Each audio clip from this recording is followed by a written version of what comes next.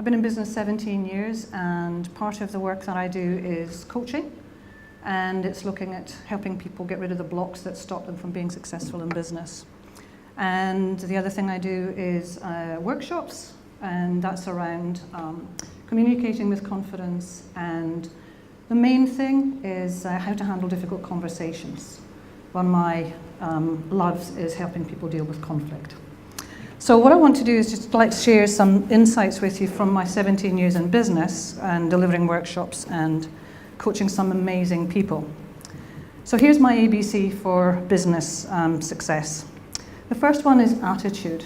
The most important steps that you can take towards achieving your full potential in life is to learn to monitor your attitude. We've all heard people say, oh, God, that one's got a real attitude, haven't they? Yeah, but maybe sometimes it's been said about us too. One story I'd like to relate to you. I was running a communication workshop, and one of the people left and was quite upset, not by something I had done. And I went out to see him, and there'd been a guy who'd been really quite mouthy, and he was trying to sort of talk over everybody and things. When I came back, he was actually sitting on my stool. And he sort of looked at me as if to say, and what are you going to do about it, lady? So I went and sat in his seat. And he kind of looked at me as if to say, no, that's not quite what's meant to happen. So anyway, long story short, I waited and told him which page to start on. And he said, no, you can have your seat back. And I said, no, seriously, I'm quite happy sitting here.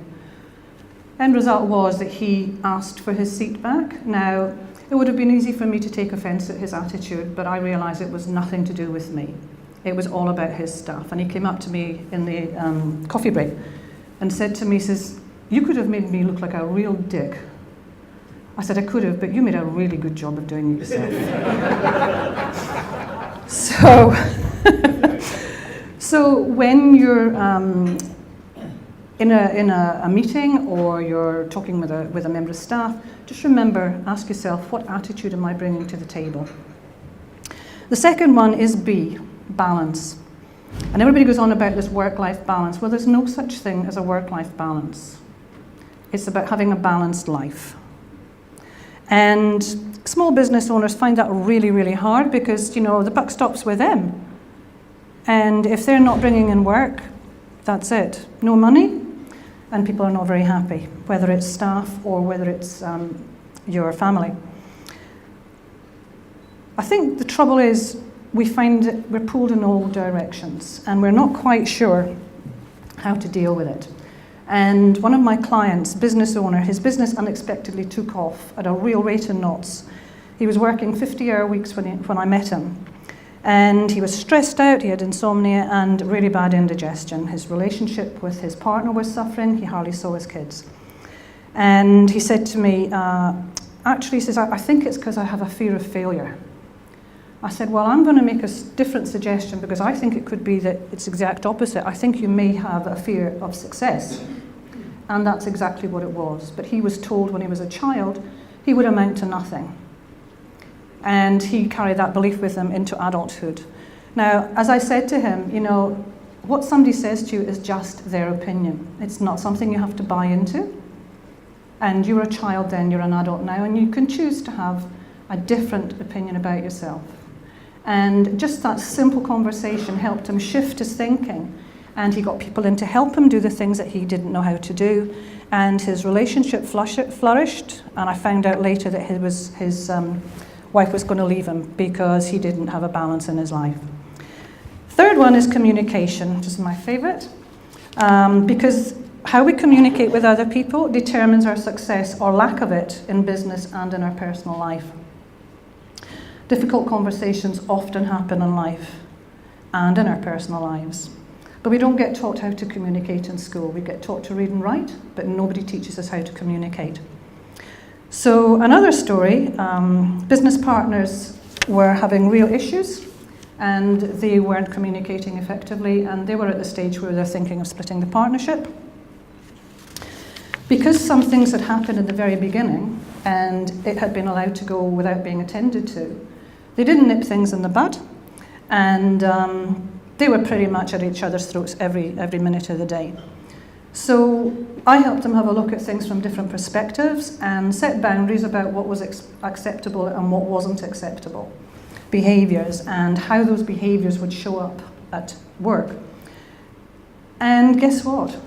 When they started communicating, there was no trouble, because they were actually listening instead of talking all the time, coming at different adversarial viewpoints.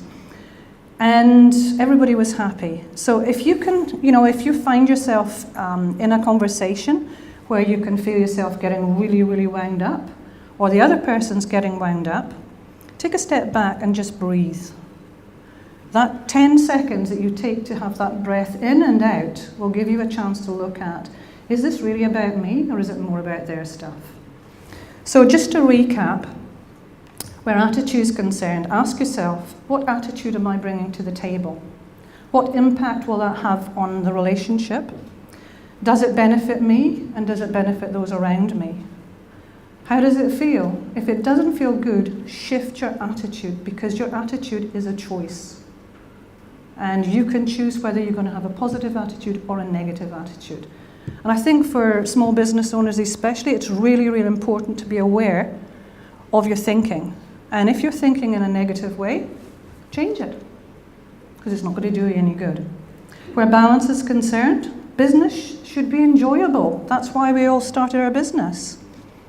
If it feels too much, stop and breathe and prioritize. Create a list of all your priorities in your life. Include the aspects of your life that would crush you if they were suddenly absent from your life. For example, family.